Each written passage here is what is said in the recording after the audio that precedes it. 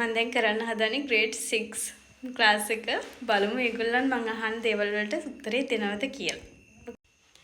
හරි ළමයි හැමෝම ඉවරයිද? උත්තර ලිව්වද? ලිව්වා. හරි. ටීචර් කියන්නේ එහෙනම් පළවෙනි වචනයේ තියෙනවා අම්මා. මොකද්ද සිංහල තේරුම? අම්මා.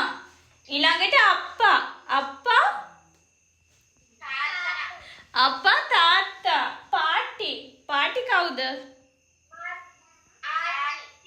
ආච්චි. තාත්තා. සීයා. තාත්තා සීයා. අක්කා.